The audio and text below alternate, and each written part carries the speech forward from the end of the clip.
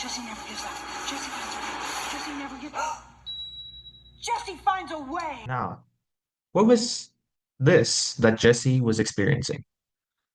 It is what people usually call stress. Stress that you have when you sit for a test you did not study for, or a big change in your environment, like a new friend group.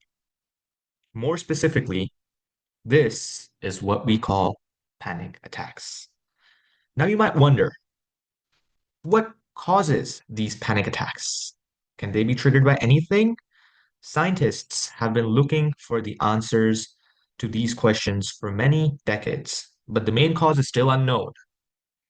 So, in the event that you experience one, do not worry. Just act like how Jesse acted. What do I mean by that? Well, we will get to that in a second.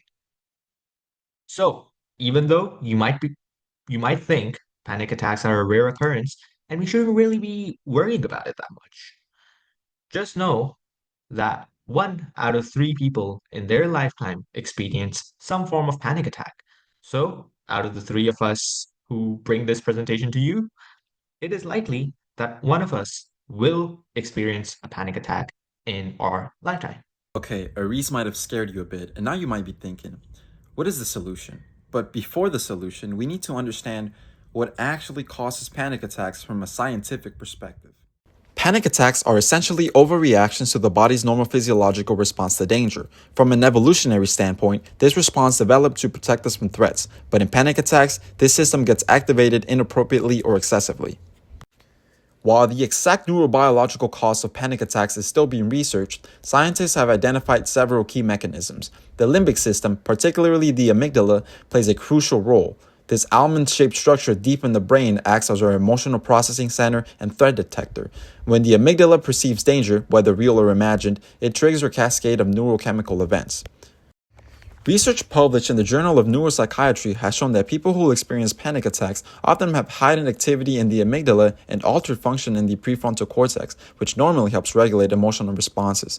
This creates a neurobiological imbalance where the threat detection system becomes hypersensitive. Environmental triggers can activate this sensitive system. Current research shows that cues from our environment can remind us of traumatic past events, like extreme stress about choosing a college or a specific trigger that reminds someone of a terrible car accident. The underlying factor consistently points to stress and how our brain processes it. There's also a strong genetic component. Research with twins has shown that if one identical twin has a panic disorder, there's a 40% chance the other will develop it too, suggesting hereditary factors influence our susceptibility. The likelihood of experiencing panic attacks significantly increases with the presence of other anxiety disorders like PTSD, social anxiety disorder, OCD, and generalized anxiety disorder. According to the American Psychological Association, approximately 30% of people with panic disorder also have another anxiety disorder. What's particularly insidious about panic attacks is that the fear of having another attack can become a trigger itself, creating a psychopsychologist call fear of fear. This anticipatory anxiety activates the same neurological pathways, potentially triggering the very thing the person fears. This explains why one panic attack can lead to recurring episodes and eventually develop into panic disorder. So, how do we know that we're having a panic attack and not dying? Because believe me, it feels the same way. Let's examine it carefully and why it is not the same as you dying. So, it all starts in the brain. In the brain, these panic attacks begin with the amygdala, which is related to how we respond to situations like fear. For example, when you watch a horror film or etc. The amygdala perceives danger and then stimulates the sympathetic nervous system to trigger the release of adrenaline to cause a fight or flight response, which is technically the same as do or die. Adrenaline, for those who don't know, is the gut-dropping feeling that you get when you're riding Dr. Diabolical's Cliffhanger or any other ride at Six Flags. It is the hormone that is released in your body in situations like that. The fight or flight response caused by the attack has short-term effects, like quicker heart beating, similar to the beating sound of Jesse's heart, heavy breathing, numbness in arms and legs, sweating, dizziness, and even trembling. And these symptoms are actually way more exaggerated than what we normally experience. These terrible symptoms, however, luckily, gradually fade away, and by 10 minutes, most of the symptoms are gone as the cortex of the brain takes control. So, if experienced frequently, panic attacks can have also long-term effects, like constantly being fatigued, muscle pain, depression, and even a weak immune system.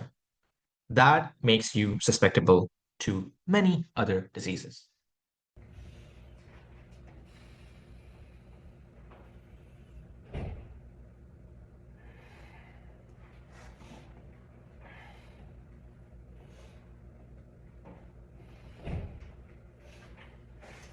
So, what if you're having a panic attack like Cedric?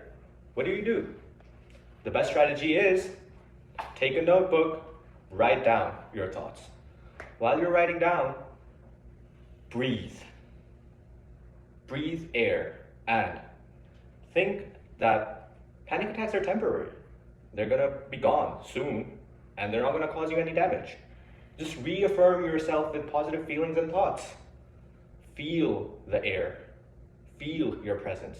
And soon, just like Cedric here, you're gonna be good.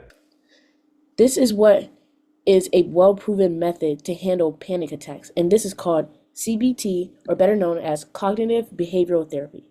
It has a 40% response rate and a 20% relapse rate, which is the likelihood of you getting another panic attack after leaving the treatment. Cognitive behavioral therapy is the most recommended form of treatment for panic attacks. Other treatments look like taking antidepressant medications, which have a greater relapse rate, but also are paired with side effects. Now that you know, if you ever have to face the terror that is a panic attack, you are well equipped to deal with this monster and conquer these panic attacks. Have a good one. Thank you for listening to our presentation.